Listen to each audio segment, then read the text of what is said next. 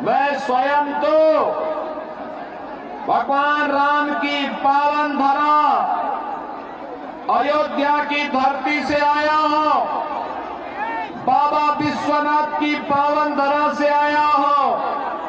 आज मुझे बाबा बैजनाथ धाम के भी दर्शन करने का सौभाग्य प्राप्त होगा। मैं धन्यवाद दूंगा। आपने 2019 में जब मैं आया था, आने के बाद मैंने आह्वान किया था, आपने श्री अनंत ओझा जी को जुझारू नेता है, उन्हें फिर से विजयी बना करके, विधायक बना करके भेजा। और बहनों और भाइयों, यहां की राजमहल की आवश्यकता के अनुरूप राजमहल को राजमहल जैसा सजाने के लिए, संवारने के लिए उन्होंने प्राण से लग करके कार्य किया। उसी का परिणाम है कि जो भी उन्होंने 2019 में कहा था कि सातगंज को बिहार से जोड़ने वाले गंगा नदी में पुल का निर्माण करेंगे, और अब वह पुल बन रहा है। इसकी भी मैं आपको बधाई देता हूं। यही नहीं, राजमहल को बंगाल से जोड़ने वाली गंगा नदी का पुल निर्माण का संकल्प भी विधायक जी ने लिया, और इस बार वह भी चालू होने वाला है। बहनों और भाइयों, संकल्प का धनी विधायक और प्रतिनिधि ही चुने जाने चाहिए। और मैं यही कहने के लिए आज आपके पास आया हूं, और यह आवश्यक आपके लिए तब है जब हमारा झारखंड अपनी स्थापना का रजत जयंती वर्ष मना रहा है, यानी 25 साल पूरे होने जा रहे हैं झारखंड को। बहनों और भाइयों, सरदार अटल बिहारी वाजपेयी जी ने जब सन 2000 में 15 नवंबर की तिथि को झारखंड निर्माण की तिथि घोषित करते हुए संसद में घोषणा की थी, तब मैं सांसद था, और तब ये मुद्दा आता था झारखंड का निर्माण और झारखंड का भविष्य कैसे होना चाहिए, इसके लिए हमें कार्य करना होगा। और बहनों और भाइयों, मुझे ये कहते हुए कि जो सपना अटल जी ने देखा था, उस सपने को झारखंड मुक्ति मोर्चा, कांग्रेस और आरजेडी ने उस सपने को पानी फेरने का काम किया है। प्राकृतिक रूप से धनी झारखंड भौतिक विकास में पिछड़ गया। प्राकृतिक रूप से संसाधनों का भरपूर, लेकिन यहाँ का व्यक्ति गरीब का गरीब रह गया। कारण है, उसे शासन की योजना से वंचित किया गया, विकास से वंचित किया गया। यहाँ पर नागरिक, यहाँ का जनता जनार्दन गरीब है, लेकिन झारखंड मुक्ति मोर्चा के मंत्री आलमगीर के घर में नोटों का पहाड़ मिल रहा है, उसके नौकरों के घर में नोटों का पहाड़ मिल रहा है, कांग्रेस के सांसद के घर में नोटों का पहाड़ मिल रहा है। बहनों और भाइयों, क्या ये पैसा कांग्रेस का था क्या? क्या ये पैसा झारखंड मुक्ति मोर्चा का था क्या? और क्या ये पैसा आरजेडी का था क्या? ये पैसा मोदी जी के द्वारा झारखंड के विकास के लिए भेजा गया पैसा था। यह पैसा झारखंड की जनता के विकास के लिए भेजा गया पैसा था।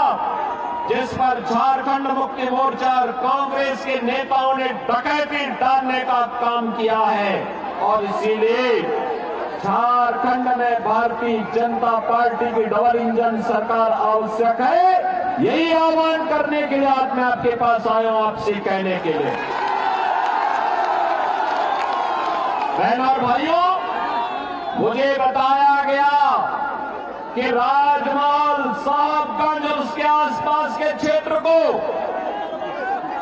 बांग्लादेशी घुसपैठी और रोहिंग्या मुसलमानों के अनैतिक और अवैध गतिविधियों का एक गढ़ बनाने का काम हो रहा है। याद करना, जहां कहीं भी भारतीय जनता पार्टी नेतृत्व की डबल इंजन की सरकार है, वहां पर घुसपैठिए के लिए कोई जगह नहीं है, कोई जगह नहीं है। यहां पर जो लोग धक्का दे रहे, थोड़ा थोड़ा पीछे की तरफ चलते, एक कदम थोड़ा पीछे चल देते तो आगे कुछ बच्चे और महिलाएं बैठी हुई हैं, उनको सुरक्षित बैठ जाएंगे। सब लोग आराम से बैठिए, हम लोग आराम से बोलने के लिए आए हैं। थोड़ा थोड़ा पीछे, एक कदम पीछे मैं अनुरोध करूंगा जो पीछे है, और एक कदम थोड़ा पीछे की तरफ चले जाएंगे तो आगे जो बच्चे बैठे हुए हैं आराम से वे भी सुनेंगे, आप भी सुनेंगे।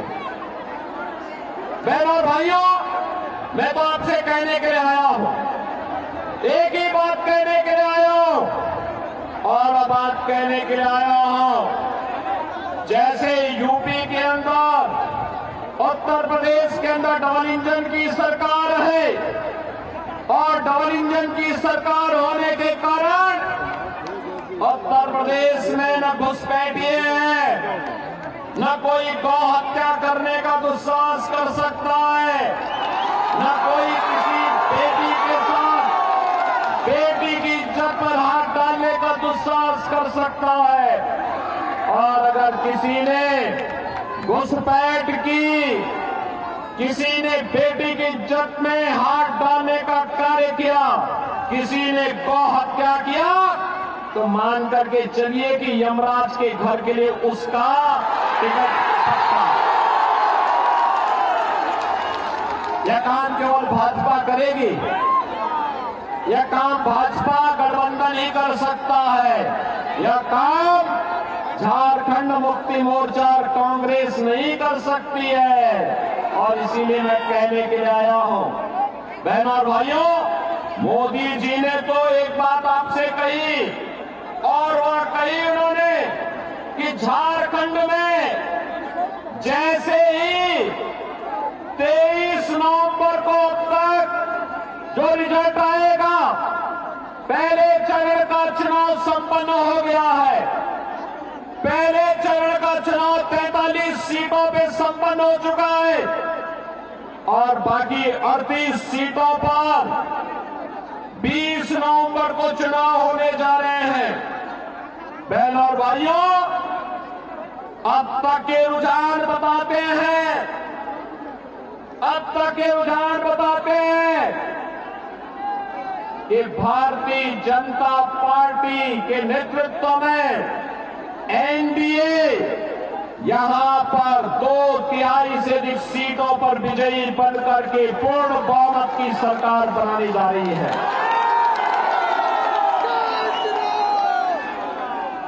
पूर्ण बहुमत की सरकार का मतलब 23 नवंबर को जब ईवीएम खुलेगा और दोपहर में घोषणा होगी कि झारखंड के अंदर भारतीय जनता पार्टी नेतृत्व की एनडीए सरकार बन रही है, तो बहनों और भाइयों, उसके बाद आप मान करके चलिए, आराम से भैया, आराम से धक्का मुक्की नहीं भाई, थोड़ा थोड़ा एक कदम पीछे चले जाइए, एक कदम पीछे।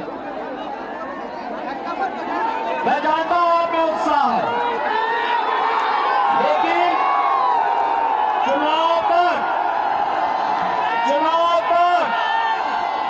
हमें जोश के साथ साथ होश भी बनाए रखना है। देखो आगे दिव्यांगजन बैठे हुए हैं, बेटियां बैठी हुई हैं, महिलाएं बैठी हुई हैं और इसीलिए उत्साह भी होना चाहिए, लेकिन जोश के साथ साथ होश भी होना चाहिए। नहीं तो ये घुसपैठिए कहीं भी सेंधमारी करने का काम करेंगे और इसलिए इनको सेंधमारी करने का अवसर नहीं देना है। और मैं इसीलिए आपसे कहने के लिए आया हूं, मोदी जी ने घोषणा कर दी है, भाजपा की सरकार आते ही 21 लाख परिवारों को प्रधानमंत्री आवास योजना में एक एक पक्का घर देने का काम करेंगे। एक एक पक्का घर मोदी जी ने घोषणा कर दी है कि भाजपा की सरकार आएगी तो गोगो दीदी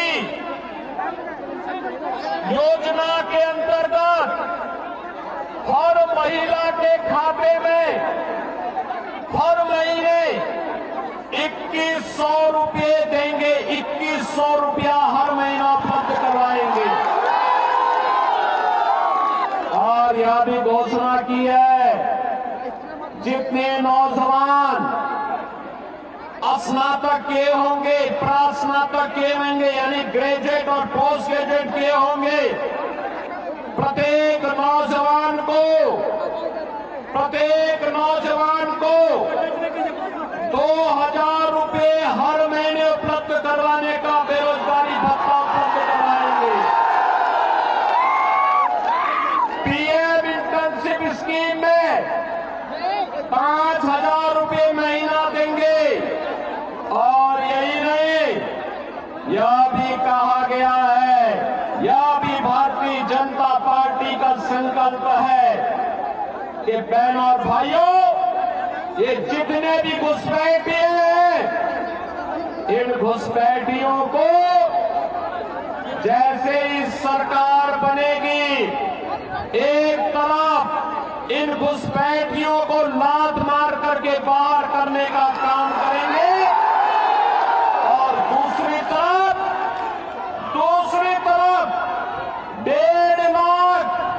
1.5 लाख सरकारी नियुक्ति का विज्ञापन भी झारखंड के अंदर जारी होकर के पारदर्शी तरीके से झारखंड के युवाओं को सरकारी नौकरी झारखंड के अंदर ही देने का कार्य किया जाएगा। भारतीय जनता पार्टी ने संकल्प लिया है और वह संकल्प लिया है, भारतीय जनता पार्टी का संकल्प है कि हर परिवार को घर बनाने के लिए फ्री में बालू उपलब्ध करवाने का काम करेंगे। बहनों भाइयों, मैं आप सबसे अपील करने के लिए आया हूं, आज आप देखते होंगे जहां पे भारतीय जनता पार्टी की डॉलिंजन की सरकार है, वहां न दंगा है न कर्फ्यू है, वहां पर न बेटी की सुरक्षा पर खतरा है, वहां कोई गुंडागिर्दी नहीं है, वहां पर विकास है, वहां पर समृद्धि है, वहां पर सुशासन है, वहां पर किसी भी प्रकार की अराजकता नहीं, विरासत और विकास का बेहतर समन्वय है और वहां पर कोई समस्या नहीं है। आपने देखा होगा 500 वर्ष पहले अयोध्या में राम मंदिर को तोड़ा गया था, डबल इंजन की भाजपा सरकार आई, आज अयोध्या में भगवान राम का भव्य मंदिर का निर्माण बनकर के तैयार हो गया है। अयोध्या में राम मंदिर का निर्माण, और राम मंदिर का ही नहीं, श्रृंगवेरपुर में, याद करना, श्रृंगवेरपुर में भगवान राम और निषाद राज की 56 फुट ऊंची प्रतिमा भी वहां बना करके स्थापित कर दी गई है। बहनों और भाइयों, अयोध्या के जितने भी यात्री विश्रामालय हैं, उनका नामकरण भगवान राम के वनवास के कालखंड के दौरान सबसे पहले मित्रता का हाथ निषाद राज ने बढ़ाया था और इसलिए हर विश्राम स्थल का नाम वहां पर निषाद राज गुहा के नाम पर ही किया गया है। अयोध्या का इंटरनेशनल एयरपोर्ट का नामकरण महर्षि वाल्मीकि के नाम पर किया गया है। अयोध्या के भोजनालय का नामकरण, जहां पर श्रद्धालुजनों को शुद्ध भोजन उपलब्ध होता है, माता सबरी के नाम पर किया गया है।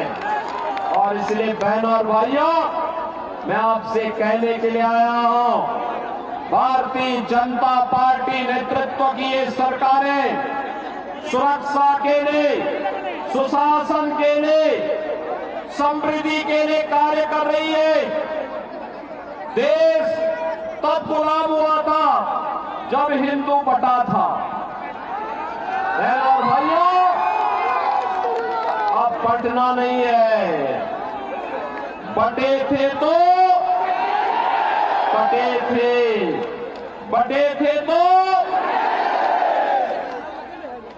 अब बटना नहीं है, एक रहेंगे,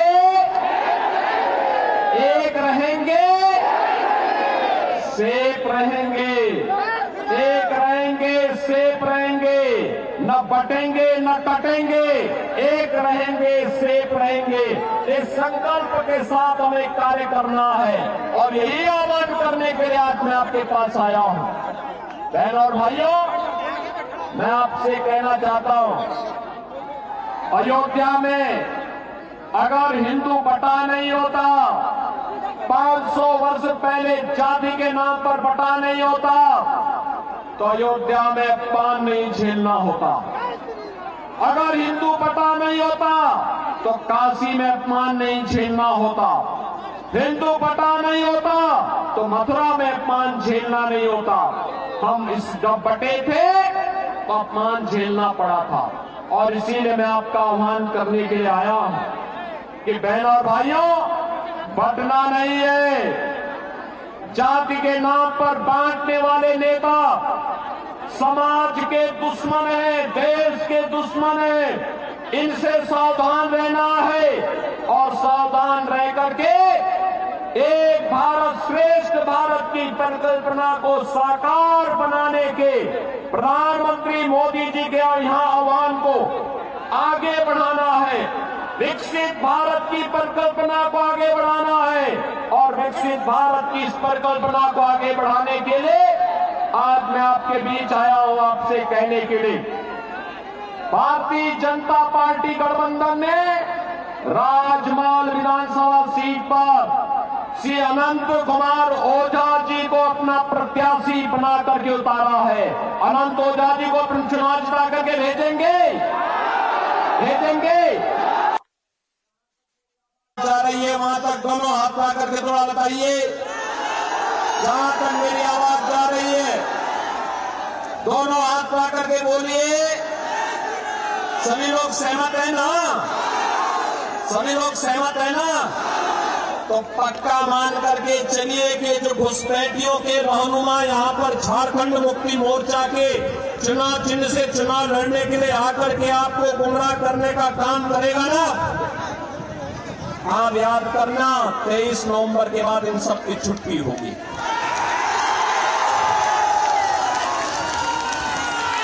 23 नवंबर के बाद ये सबका हिसाब पक्का होगा। इन्होंने जितना लूटा है एक एक पाई का हिसाब होगा। और इसीलिए कहने के लिए मैं आया हूं, गौ हत्या बंद होगी, बेटी और व्यापारी की सुरक्षा की पुख्ता व्यवस्था होगी। गोगो दीदी योजना के अंतर्गत हर महिला को 2100 रुपए हर महीने प्राप्त होंगे। 21 लाख परिवारों को एक एक आवास उपलब्ध होगा।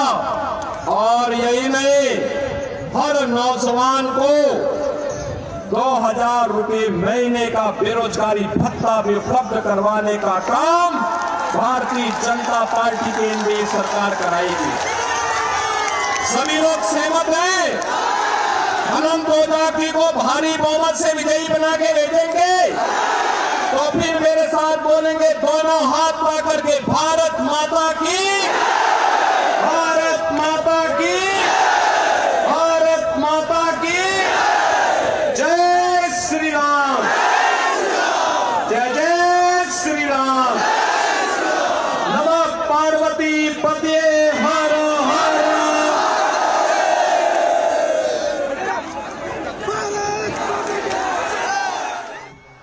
तो झारखंड विधानसभा के चुनाव के चलते सियासत अपने शवाब पर। मुख्यमंत्री योगी आदित्यनाथ झारखंड के रण में